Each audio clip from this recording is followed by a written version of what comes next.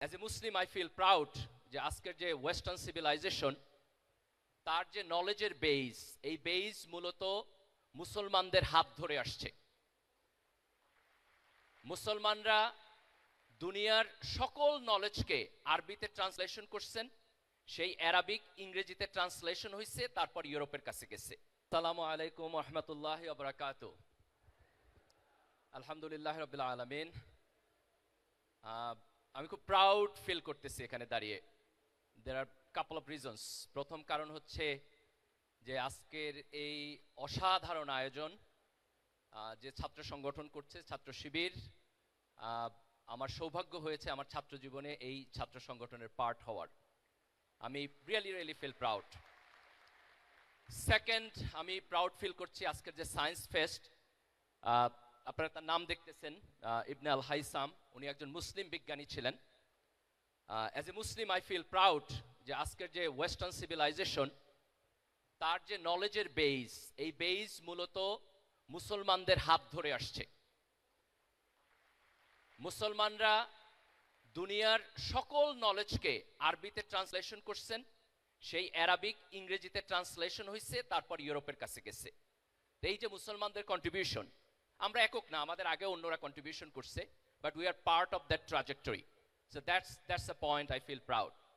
And third, the most important and final, যে আজকে তোমরা যারা এখানে আসছো, ইয়াং মাইন্ড, ইয়াং সায়েন্টিস্ট, যাদের চোখে আমি স্বপ্ন দেখি, যারা বাংলাদেশকে, যারা মুসলিম উম্মাকে আগামী দিনে নেতৃত্ব দেবে ইনশাআল্লাহ।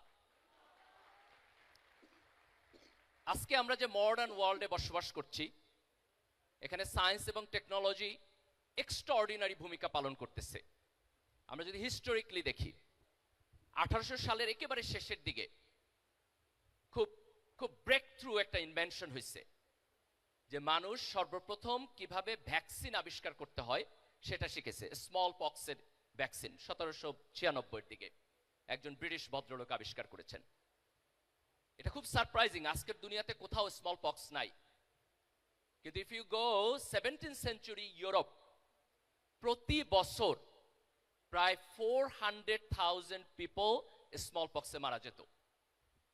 ব্রিটিশরা যখন আমেরিকাতে কলোনি করছে, আমেরিকার যারা নেটিভ লোক ছিল তাদের ওইখানে স্মল পক্স ছিল না। ব্রিটিশদের কারণে তারা ইনফেক্টেড হয়েছে এবং ম্যাসিভলি সেখানে লোক মারা গেছে।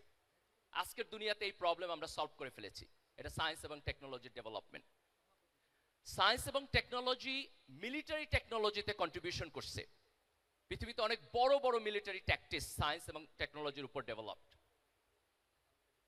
একটা বড় মিলিটারি ট্যাকটিক্স হচ্ছে গান পাউডার। আমরা যদি 1400, 1500, 1600 এই সময়ের হিস্ট্রি দেখি, অটোমান এম্পায়ার যখন হচ্ছে আজকের ইস্তাম্বুল, কনস্টান্টিনোপল, এটা যখন ইস্টার্ন রোমানদের কাছ থেকে তারা বিজয় লাভ করেছে, এই ইস্তাম্বুল হচ্ছে তারা তখন সিজ করে রাখছে। তাদের যে গান পাউডার টেকনোলজি, এটা দিয়ে তারা সেখানে জয়লাভ করেছে এবং তাদের এই অটোমান এম্পায়ারের যে সিভিলাইজেশন সেটা ডেভেলপড হয়েছে। আমরা যদি নেপোলিয়ানকে দেখি, সে যখন ইউরোপের উপরে ডমিনেন্স স্থাপন করেছে, এই ডমিনেন্সি তার মিলিটারি যে ট্যাকটিক্স, তার বাহাইন্ডে তার গান পাউডার টেকনোলজি ছিল।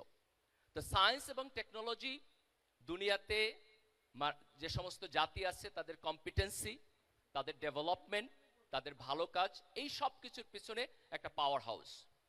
কিন্তু আনফরচুনেটলি আমরা যদি আজকের দুনিয়া দেখি, তাহলে আমরা দেখবো যে মুসলমানরা কিভাবে আমরা বদলাবো। আমাদের এডুকেশন সিস্টেম বদলাইতে হবে। সেখানে আমাদের সায়েন্স এবং টেকনোলজিতে আমাদের ইনোভেশনের উপরে ইম্পর্টেন্স থাকতে হবে, বরাদ্দ থাকতে হবে। আমার বাজেটের একটা লম্বা অংশ সায়েন্স এবং টেকনোলজিতে যাইতে হবে। রাষ্ট্রীয় পৃষ্ঠপোষকতা থাকতে হবে। রাষ্ট্র যদি সিরিয়াসলি প্যাট্রোনাইজ করে, তাহলে ব্রেক থ্রু চেঞ্জ করা সম্ভব। আমি একটা এক্সাম্পল দিচ্ছি, তার্কির। 2000 সালে তার্কির যে মিলিটারি ইন্ডাস্ট্রি, তার 80% তারা ইম্পোর্ট করত হবে। সেটি ইউরোপিয়ান সিভিলাইজেশনের চাইতে বেটার হবে ইনশাআল্লাহ। কারণ তোমরা at the same time brilliant scientific mind হবা, and at the same time brilliant spiritual mind হবা। আল্লাহ সুবহানাহু ওয়া তাআলা আমাদেরকে সেই তৌফিক দান করুক এবং এই চেঞ্জে ছাত্র শিবির নেতৃত্ব দিবে, এই আকাঙ্ক্ষা ব্যক্ত করে আমি আমার বক্তব্য শেষ করছি। সবাইকে ধন্যবাদ। আল্লাহ হাফেজ। বাংলাদেশ জিন্দাবাদ।